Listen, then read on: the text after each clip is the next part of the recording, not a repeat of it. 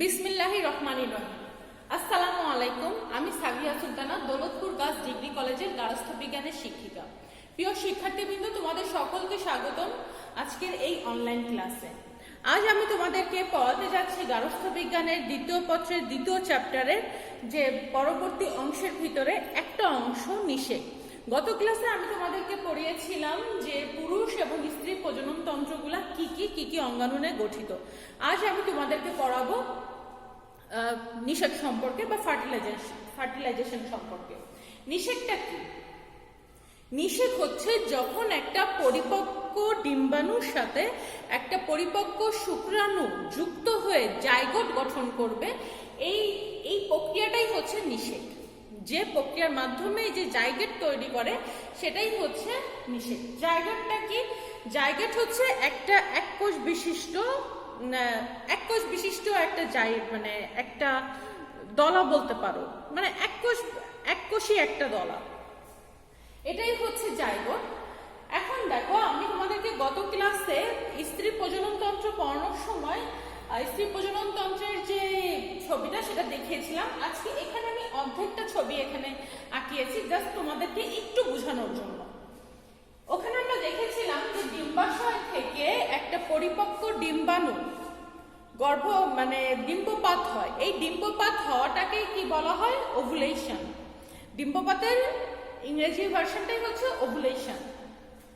যখন এই যে ডিম্বাশয়, এটা ছিল ডিম্বাশয়, এটা ছিল ফ্যালোপিয়ান টিউব, এটা ছিল আমাদের জরায়ু, আর এটা ছিল আমাদের ভ্যাজাইনা মানে যোনিপথ, তাই না?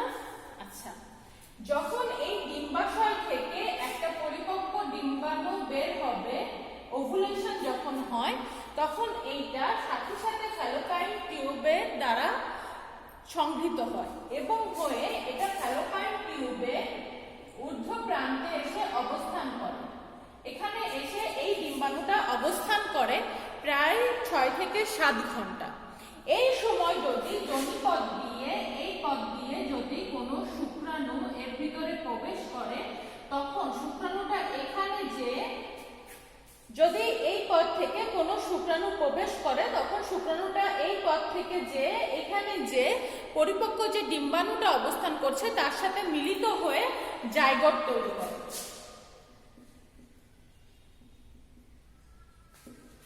তাহলে জাইগোটটা আমাদের কোথায় হয়?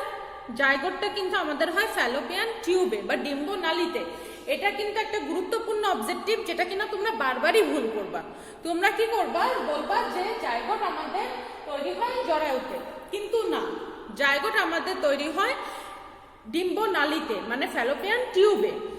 এইখানে পরিপক্ক ডিম্বাণুর সাথে পরিপক্ক শুক্রাণু মিলিত হয়ে জাইগোট তৈরি হয়, যেটা পরবর্তীতে 2 সপ্তাহের মধ্যে বিভাজিত হয়ে এই জরায়ুতে এসে অবস্থান করে এবং এখানেই আস্তে আস্তে এই জাইগোটটা বিভিন্নভাবে বিভাজিত হয়ে ভ্রূণের তৈরি করে এবং ভ্রূণ থেকেই বাচ্চা হয়।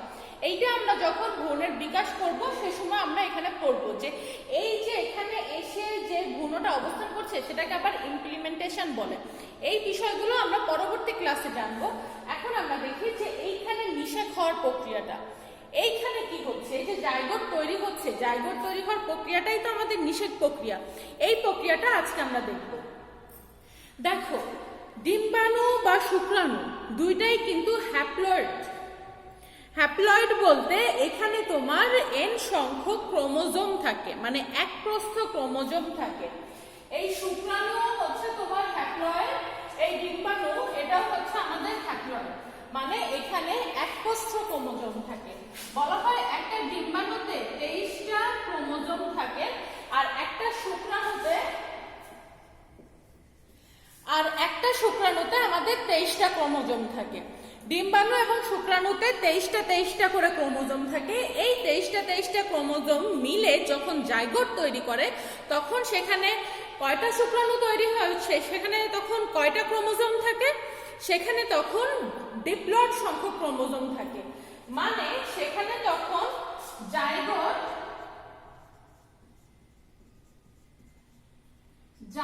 জাইগোট হয় আমাদের ডিপ্লয়েড সংখ্যক, মানে 2n সংখ্যক। এখানে আমাদের কয়টা ক্রোমোজোম থাকবে? দেখো এখানে 23টা আর এখানে 23টা, তাহলে এই 23 23 মিলে কি হবে 23 জোড়া। এখানে আমাদের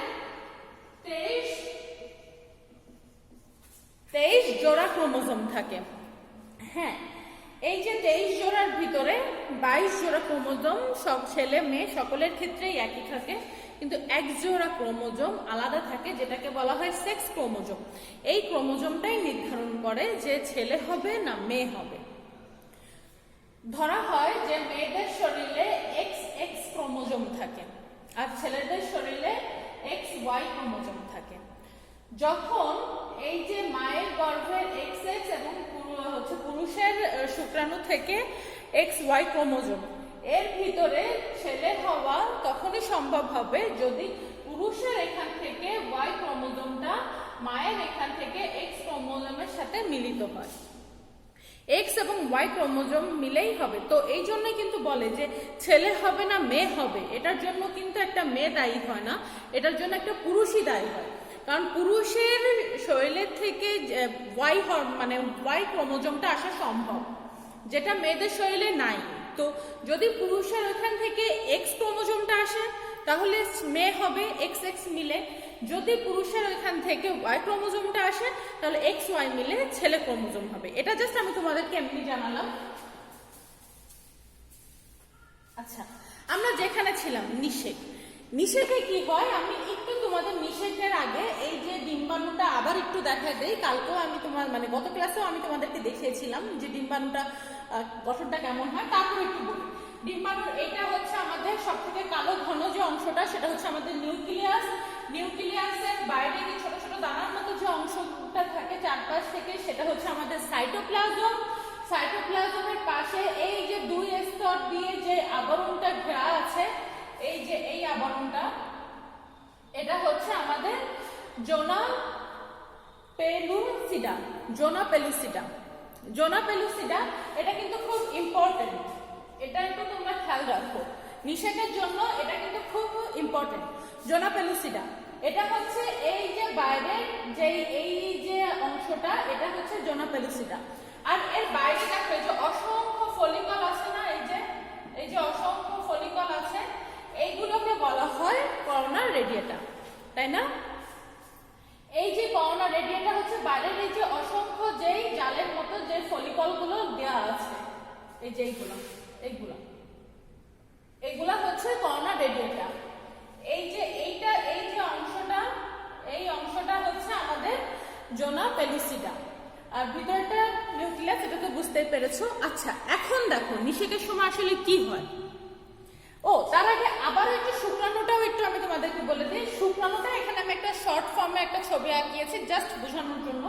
এটা হচ্ছে নিউক্লিয়াস, আর এটা হচ্ছে যে মাথায় টুপির মতো যে অংশটা থাকে অ্যাক্রোজোম, এটা হচ্ছে সেই অংশটা, এটা একটু মনে রাখো, এটা কিন্তু ইম্পর্টেন্ট। আর এটা হচ্ছে সেই লেজ।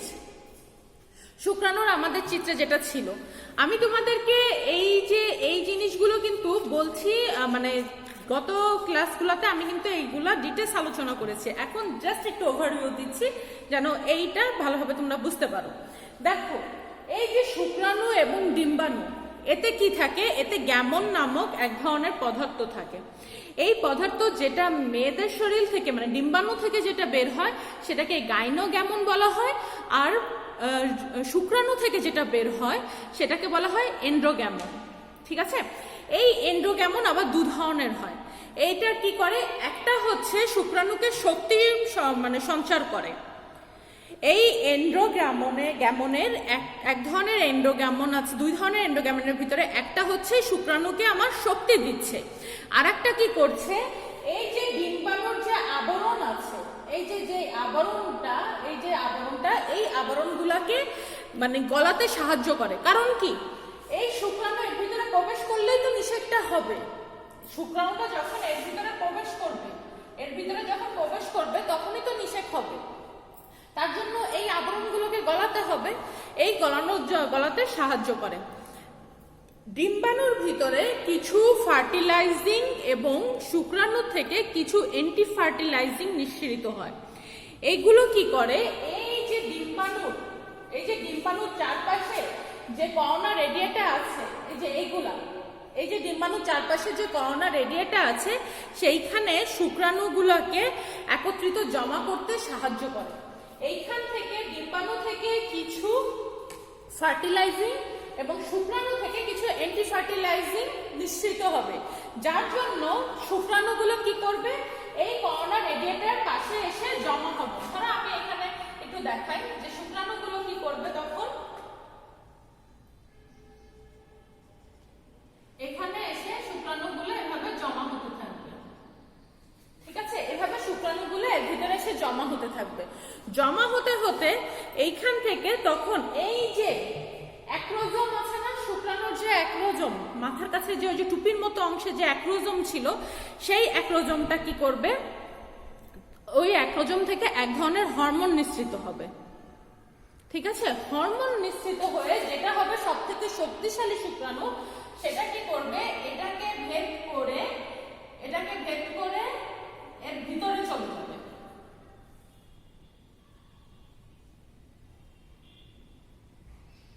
সেই শুক্রাণুটা কি করবে, এটাকে ভেদ করে এর ভিতরে চলে যাবে। ভিতরে যাওয়ার সাথে সাথে এটা কিন্তু এই যে এই আমাদের জোনা পেলুসিডা যে অংশটা ছিল সেটার সাথে যুক্ত হয়ে যাবে।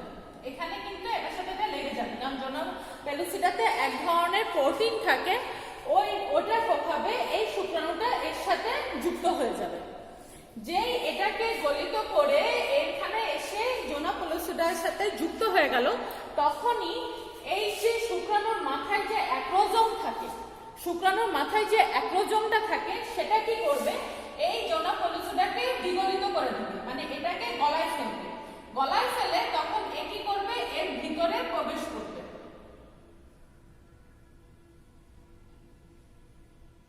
এর ভিতরে প্রবেশ করবে। এখন এখানে তো আমাদের আরো শুক্রাণু আছে, তাই না? এখানটা আমরা আরো শুক্রাণু আছে। এই শুক্রাণু ভিতরে এই শুক্রাণুগুলোর ভিতরে সবথেকে শক্তিশালী যে শুক্রাণুটা ছিল সেটা এর ভিতরে প্রবেশ করলো। এখন এর ভিতরে প্রবেশ করার সাথে সাথেই এ কি করবে, এর বাইরের যে জোনা পেলুসিডাটা ছিল সেটাকে আবার শক্ত একটা পুরো একটা আবরণ সেটাতে তৈরি করে দেবে। সেখানে আবার শক্ত একটা পুরো আবরণ তৈরি করে দেবে এবং এই শুক্রাণু শুধুমাত্র মাথাটাই তখন এর ভিতরে প্রবেশ করবে এবং লেজটা বাইরেই থেকে যাবে।